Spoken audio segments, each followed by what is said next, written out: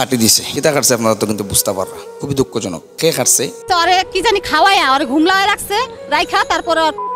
কেটে ফেলছে শিকা নামের এই মেয়েটা শিকা হচ্ছে গিয়া তার স্থানটা যে কেটেছে ওইটা হাতে করে নিয়ে এইভাবে বসে আছে শিকা নামের এই মেয়েটা কিন্তু সাকিব নামের এই ছেলেটার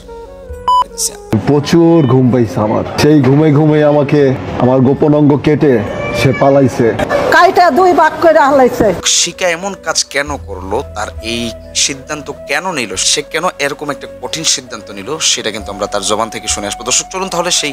শিখা গান কি বলতে চাচ্ছে আর সাকিব স্বামীর ব্যাপারে চলুন তাহলে সেই ভিডিও ফুটেজটা আমরা দেখে আসি কোনো মেয়ে সাকিবের সাথে সংসার করতে পারবো না কি লেগা করতে পারবো না এখন আপনারা প্রশ্ন করেন কিসের জন্য হ্যাঁ কেন দিবেন না আমার 4টা বাড়ি ছিল আমার যতটুকু টাকা পয়সা ছিল আমার সন্তানের যতটুকু হক ছিল সেই হকগুলো আমি নষ্ট করে আমার হাজবেন্ডের পিছনে আমি ক্ষয় করছি সেই টাকাগুলো তা আমার কষ্টের টাকা আমার সন্তানটা আমি দূরে ফালাই দিয়া তারে আমি আমার বুকে রাখছি সেই জিনিস আমার থেকে যদি আরেকটা মেয়ে কাইরা নেয় সেই মেয়েরও তো আমি বাঁচতে দিব না তারও তো দিব না আমি শিখায় জীবিত থাকবো না 3 দিনই মারা যাব আমার কথা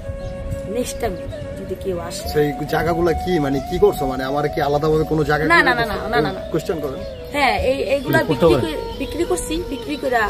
তাদের কিছু বিগত টাইমের কিছু ভিডিও ফুটেজ আমি দেখছি বেশ কয়েকটা ভিডিও আমি দেখছি তারা লিয়া মাতলে তো অন্তত পক্ষে আপনি তারা রিচার্জ করতে তারা লিয়া জানতোই না জানিয়া তো আপনি মারতে পারতেন না ভাই তার কারণে তারা লিয়া আমি একটু জানছি তারপর গবেষণা করছি করিয়া এর বাদে কিন্তু ভিডিও বানানো দিচ্ছি যে সাকিব ছেলেটা আসলে হয়তো লোভ ফরিয়া অথবা কোনো ধরনের কোনো সমস্যার কারণে হয়তো এই মেয়েটারে বিবাহ করতে বাধ্য হয়েছে এই মেয়েটার আরো বিগত টাইমে 2 জন স্বামী রয়েছে আরে ব্ল্যাকমেল কইরা শিখা এই কাহিনী করতাছো শিখা আমি তোর কি ব্ল্যাকমেল করছি এই খাসির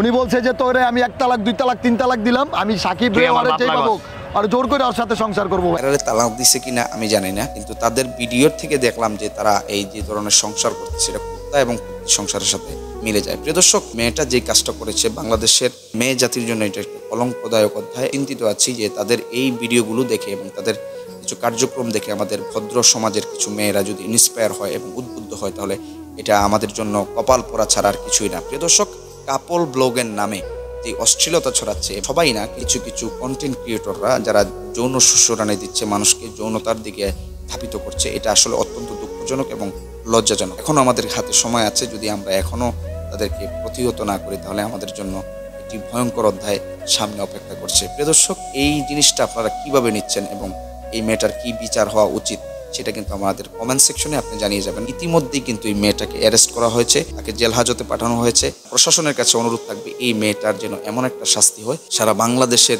যে সমস্ত